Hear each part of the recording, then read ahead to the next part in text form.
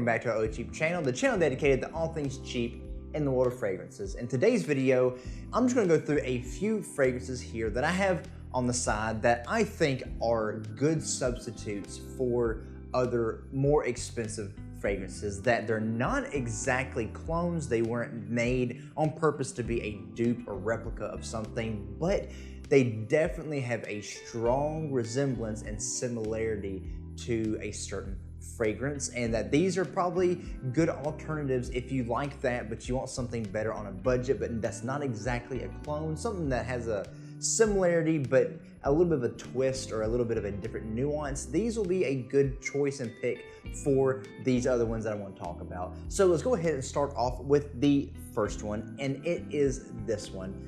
Citron and Driftwood by Cremo. Cremo does make a lot of fragrances that are very cheap, that you could find at rack stores, at Walmart, certain resellers. I think I've even seen these at things like Walgreens. For the most part, they actually smell way higher quality than what their price tag would suggest, and they're very smooth blended, but they have a similarity to a lot of other fragrances, and some people would say that they are actually meaning to clone certain ones, but I think that they, for the most part, have a twist to it. They definitely have inspiration. This, to me, has a strong similarity to Dior Homme Cologne and also Jimmy Choo Man Ice. But I think what sets this apart is it does say Ice Citron, and it does come across very lemon citric forward. It has a little bit of that cooling kind of effect to it, that iced part, but it has that addition of what it says is a driftwood or a woody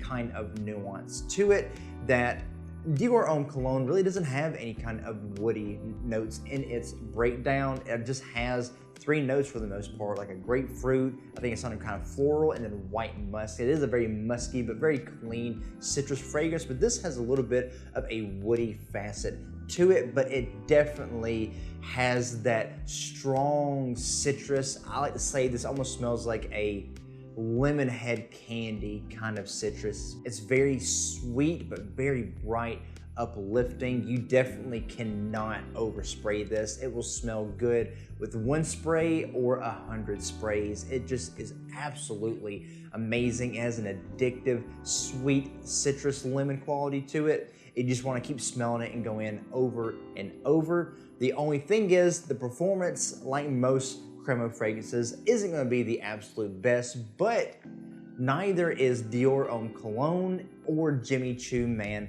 Ice. All of them pretty much have the same kind of performance, which is, you know, about less than average. But then again, they are meant to be citrus based. They're meant to be mainly freshies, and things that are citrus based don't tend to have very good performance. They're just meant to be a refresher, and that you just smell good, uplifting for that little bit, and then continue on, and you can always refresh with it whenever you want to. And that's what makes this so good, is that it is very, very cheap, especially if you could pick it up at a rack store, which is where I picked mine up at. It was like, I think $15, which is a whole almost $10 less than what it is at Walmart. Even though at Walmart, you can still find these for like $22, which is not bad at all. And actually, I think this has a tad bit better longevity than Dior Homme Cologne and Jimmy Choo Man Ice, but it still is around that same area. However, these are way better priced than Dior Homme Cologne. I mean, it smells good, but is it really worth that high price tag when the performance isn't as good? And this smells pretty much the exact same with added woodiness. So to me, I would rather choose this one because you're gonna get the best bang for your buck, and you're gonna still enjoy every bit of it. And again, this is Cremo's Ice Citron and Driftwood. The next one I want to talk about is one that I've already talked about before in two previous videos. It was included in my Spring Cheapies video of this year, and it was also covered in a video I did covering a line of fragrances that this was a part of, and it is this one here. It is Lalique's Encre Noire Sport.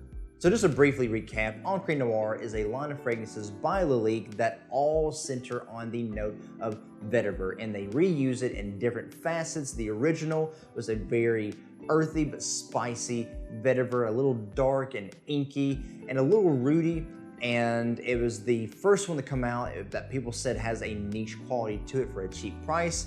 Then after that was this version here, the sport version, and then after that was the all extreme version, which was the most dark, had incense and patchouli and orris and all kind of other things that made it very, very nice. But this one here was the sport version. And as you can imagine, it's a fresher take on vetiver. It is not as earthy, not as rooty and dark. It is actually the more musky, light, grassy green take on vetiver. A little bit of the spiciness still in there, but this has the added water notes to it, which makes it more aquatic, more fresh, a little ozonic, and it has a lot of citrus in it. And it still has, like I said, a lot of musk, which is very noticeable in this very heavy musky fragrance, but the vetiver is still the star of the show, which makes this, in the dry down, I've found almost one-to-one with Terre d'Hermes Eau Intense Vetiver. If you like that fragrance and you especially love vetiver as a whole, you will definitely love this one. I've sprayed them both on a tester strip and let them dry down over time, and they ended up being indistinguishable from each other. The vetiver quality in them is surprisingly very, very close, and performance on both of them are the exact same as well. This is a very loud performer, very long lasting, especially with those added musks and that vetiver. It really clings to your skin. But I do think this is much fresher and cleaner than Terre d'Hermes Eau Intense Vetiver, a little more office safe than that, and perfect for the seasons from spring all the way through fall. It's just great all around, casual, formal, like I said, office wear use, but it still somehow manages to be right on par with Terre d'Hermes Eau Intense Vetiver. Obviously not going to be as deep or as complex, but still for the price you can get this at, it is insane for the quality you are able to pull out of this. And like I said, that dry down, they're pretty much the exact same fragrance, neck and neck. So if you've tried Terre d'Hermes Eau Intense Vetiver, or you want to try it but on a budget, there's no better option than this one here. It is Lalique's Encre Noire Sport. The next one is one that I haven't actually talked about a whole lot, but I did mention it in one of my shorts way back when I first started the channel. It is from a line of fragrances in a company that I love, and I'm actually trying to collect all of them in this line. It is from the Icon line at Banana Republic. It is Cypress Cedar. So this is a weird continuation from the last one, where we just started talking about how Encre Noire Sport is a good alternative to Terre d'Hermes Eau Intense Vetiver. This one, Cypress Cedar by Banana Republic, is actually a good alternative to the regular Terre d'Hermes. It opens up with a nice bitter orange, which is what Terre d'Hermes, the original, is so famously known for, and an excellent quality orange. It has that aromatic vetiver in there as well, a little bit of that flinty kind of quality, almost earthy, some people say. And this somehow has that exact same quality in it. Again, that citrus opening bitter orange, and that vetiver comes across a little grassy green. You have a little bit of an earthiness with a rhubarb note in there, and yet the Cypress Cedar name also comes out with that added woodiness from cypress and cedar. And surprisingly, this smells very, very close to the opening of Terre d'Hermes. Again, the Banana Republic Icon line do tend to take a lot of inspiration from already established fragrances that are popular, but again, this adds that twist to it, that woody twist. So if you like Terre d'Hermes and you want that but with a little bit of a difference, this is definitely it. Now, performance on this is not going to be as good as Terre d'Hermes, the EDT, and I was actually surprised when I first wore Terre d'Hermes how long it lasted for being that low concentration. And this is supposed to be an eau de parfum, but yet it's a little lackluster on that end. But again, it is so cheap that if you do happen to get it, you're not going to spend a whole lot of money, and you can just respray whenever you want to. And trust me, you'll want to, because that opening in this is really, really good. But surprising quality from all of these, all the Icon line from Banana Republic are all amazing quality and blend for the price you can find them at, which is for mainly at rack stores, which is where I would say you would get them.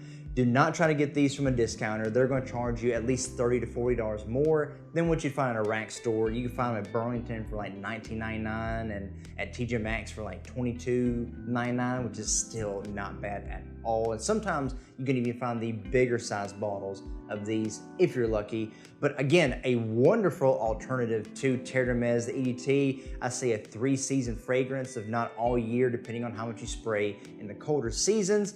It's versatile. It can be formal wear, dress up, dress down, casual, office wear, safe all around. All the situations you would wear Terre d'Hermès, the EDT, you could wear this one, and the extra woodiness I think adds a little more versatility to it. But again, a wonderful alternative. It is amazing how close this actually is. So if you do get a chance to pick this up, I highly recommend this one. It is Banana Republic's Cypress Cedar. Now on to the next one, which is one that I haven't talked about in a good while. It's from a line of fragrances that I actually covered in my second video on my channel. And I've talked about it before in a listing from Spring Cheapies, I think from last year. I've talked about it many other times in different scenarios. I absolutely love it. And actually I wore this last night in preparation for this video, and I forgot how much I enjoyed this. It is a very underrated cheapie, a super low price. You can get this at for almost $11 at some places. It is this one, Quorum Silver. We're going in another weird continuation where at the beginning we talked about how there's an alternative for Dior Homme Cologne. This one, Quorum Silver, is a good alternative to Dior Homme Sport 2021. Now, Dior Homme Sport 2021 is one of my personal favorites. I'd almost go so far to say it is a signature fragrance for me. It is a wonderful citrus, woody, aldehydic, soapy, clean fragrance, super versatile for any occasion, any time of the year, and it's an amazing performer, and it's just universally loved. I hardly find anyone that will hate that scent profile. And I didn't realize until I really started smelling it, and then I smelled this, how close this actually is to that profile. It is not gonna be one-to-one, but it definitely gives you the same feel and versatility. With this one, you get that same kind of sparkling, spicy citrus on the top. I believe there's ginger in this, and there's also a lot of spices like nutmeg and cinnamon. And you do get a good bit of woodiness. I think the same kind of woody facet that you get in Dior Homme Sport. It has guaiac wood and it has a cedar note in this, which is very dominant in both this and in Dior Homme Sport, except the guaiac wood in this adds a smoky quality that I've really never noticed until I started wearing this again. I think over time, I think it probably came out a little more. And of course, you also have patchouli and you have amber, which adds a good warmth to it and sweetness, which you get a little bit from in Dior Homme Sport, but not as much as you do in this one. It gives you the same feel and air about it, and actual performance is about the same as Dior Homme Sport, maybe a tad lower, but for the $14 that you can pick this up at FragranceNet, it is hard to beat, and the quality in this is so consistent as you wear it through the fragrance and as you spray it. And I think even with time as it sits, it gets even better. And when you smell them side by side, you'll definitely get, oh yeah, this is in the same family, it's in the same area. I can definitely see this in the same situations, even though there are some noticeable differences. But you don't get the aldehydes with this like you do with Dior Homme Sport, and you also don't get the heavy soapiness with the citrus and a lot of other notes in it and the muskiness as you do in Dior Homme Sport, but you do get a neat spiciness, warmth, and smokiness in this. And I can't get over that smoky aspect. When I really noticed it, I kept smelling it over and over, and it honestly got me addicted to it. I just kept wanting to spray and smell it over and over, and couldn't believe how good it stayed all the way through the wear. Definitely an awesome alternative. If you like Dior Homme Sport and you like that woodiness, but you wanted something a little different, you can definitely get with this one. It is Quorum Silver. The next one is one that I got in a haul as a blind buy that I opened up for the first time on my first live stream, and it was the one that I think I liked the most out of all the ones I got, and it was the most surprising, and I've worn this a whole lot, especially right now in the summertime, because it is perfect for it. It is this one, Azzaro Chrome Extreme. So you probably already know and have heard that this one has a strong resemblance to Acqua di Gio's Profondo. And I actually have Acqua di Gio Profondo. I have a bottle about the same size as this, and I've almost used it all up because I absolutely love it. And I gotta say, they are very, very similar. You get the same kind of aromatic green quality, that marine mineralic style that Acqua di Gio is known for. But the twist is that this one is actually a lot more ambery, warm, and sweet than Acqua di Gio Profondo. And because of that, this lends itself to being more on the date night side of summer at night and casual outings and more comfortable, relaxed settings, because that amber does make it a little more warm and just soft and cozy. This also has a cashmere note in it, which adds more to that soft feel. So you can think of this as Acqua di Gio, but not as forward in that sharp greenness, and a little more sweet with those ambers, making it a little more toned down, but it's still a wonderful marine quality scent. You can wear this easily in the daytime, versatile for any kind of occasion you have going on. For the Azzaro Chrome Flanker, this is wonderfully smooth, very well rounded. For that cheap price I got this at, which was I think like $26 to $29 on Fragrance Buy, I did not expect this level of quality. It is wonderful. It is a fairly good performer. Depending on how much you spray on, you'll get about medium projection for that first hour. And I personally don't find this to be as long lasting as Acqua di Gio Profondo, even though people do have complaints with that performance as well. But maybe this works better for you. Maybe it lasts longer on your skin than mine. And I think longer on clothes than it would be on skin anyway. But I really don't mind because I love reapplying it and getting that first experience and that opening. And I got the 50 ml, so it's easy to just carry and travel with me and just apply whenever I need it. But a great alternative to Acqua di Gio Profondo, it is Azzaro Chrome Extreme. The next one I'm going to talk about is one that I've actually talked about in a short way back last year. It probably got lost in the shuffle, and I knew that I would talk about it again in a main video, so I kept it and held on to it for this kind of video. It is this one here. It is Intimately by David Beckham. So if I'm not mistaken, I think this used to be a hype beast way back in the day, shortly after it came out, and I think it actually won 2 FIFA awards because of David Beckham's involvement. But this is a wonderful, I think very forgotten about fragrance. I think more people need to talk about it now. Obviously, David Beckham gets a lot of flack on his fragrances, some of them for mostly being not very great performing and uninspiring, and mainly because of the David Beckham, I think it's what, Instinct or First Instinct or something like that. But this one is a hidden gem. There's a few other flankers in the Intimately line that I think got discontinued, but this one is still going strong. You can find this dirt cheap, I think for like $10 or $11 on Fragrance Buy, and it is very good for that price. It is super, super surprising. It is a very warm, ambery, woody fragrance, very noticeable in that woodiness actually, a little powdery, a little spicy. The ISOE Super aroma chemical is super noticeable in this, so if you've ever smelled ISOE Super, you're going to notice it very strong. That doesn't make it a bad fragrance. If anything, it makes it even easier to wear or to layer with. But one fragrance that I noticed this has a lot of similarity to, that is not exactly the same, but it definitely gives me ideas, is of 2 fragrances. The first one is Dolce & Gabbana The One, whether the One EDT or the One EDP, and it's because of the amberiness and the woodiness and that little bit of just warmth and spiciness. And the other one is Jazz Club by Maison Margiela. This almost has a tobacco kind of nuance to it, even though there isn't a tobacco note in there. You can smell it and almost be like, there has to be tobacco, and even a booziness. I first smelled it and I was like, wait a minute, this is very strong with booze. None of those notes are actually listed in the note breakdown for this, but those notes are listed in breakdowns for the tobacco in the One EDP, and even the tobacco and booziness for Jazz Club. Smelling this and noticing that ISOE Super and a lot of these other things, you can smell Jazz Club and notice the same thing. There's ISOE Super in that. There's a lot of other things in it that you can say they are similar in these. And in fact, if you spray one on one test strip and one on the other, and you go back for smelling, you'll notice you get nose blind with certain parts of the fragrances because they have a good bit of crossover on them. So this definitely gives me the same idea to both of those. I would say it's almost like a melding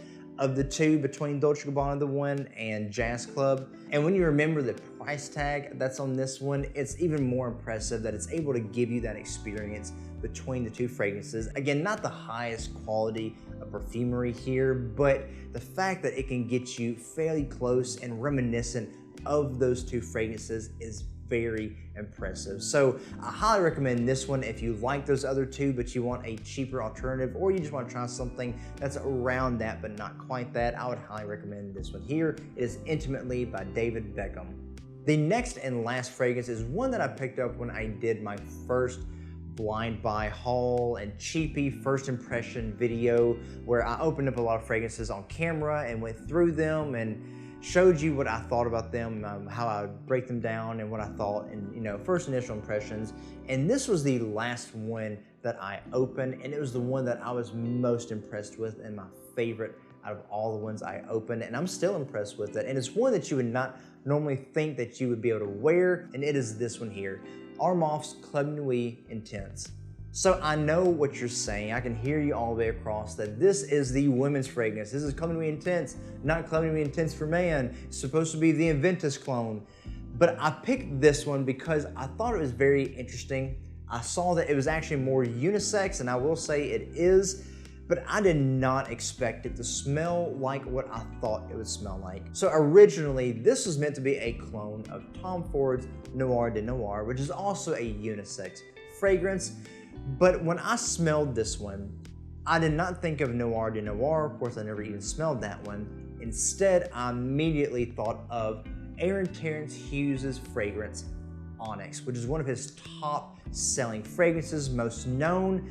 And I've actually been able to get a sample of Onyx and Onyx Extreme, and I've absolutely loved them. So when I smelled this one, it made me super excited because I love Aaron's style and I love his fragrances and his way and creativity and how he goes about the art of perfumery. I don't know when I'll be able to buy a full bottle of one of his fragrances, even though they're totally worth it because they're of the highest quality. But when I smelled this one, I was like, oh my word, this is literally Onyx, because this smells so close. Onyx is one of my favorite fragrances that Aaron has made. I used to not be big into rose fragrances or rose-centered perfumery, but when I smelled Onyx, I immediately fell in love, and it flipped me the whole side around to the rose side of fragrances. And so that style of rose that he does is probably the only kind that I can actually tolerate and enjoy, and this is right along with it. The same vein as Tom Ford's Noire de Noire and Onyx, it is the same style between the two, and actually people say that all three of these smell similar to each other, like a little triangle. It is that super sweet, almost jammy rose with a lot of vanilla, a lot of spiciness. You get patchouli as a super noticeable note, and you do get a underlying of a oud woodiness and a smokiness. This is just an absolutely gorgeous fragrance, and I don't know how Armaf was able to pull off that nuance and level of quality with this. I don't think that this is just a women's fragrance. I think that guys should try this out to see whether they actually like it or not. Don't be afraid of it. Don't be held off just because it's in a black and gold and it says Club Nuit Intense for women. Don't be held off for that when people say unisex or, oh no, this is rose. Don't be held off for that. Try this out and see what you think of it. After all, I think I only spent at the most $25 to $29 on this on fragrance buys, so really inexpensive. And like I said, the quality in this is just absolutely incredible. I did not expect that for that price range of not just sub 40 but sub $30. And you do not hear about this one a whole lot.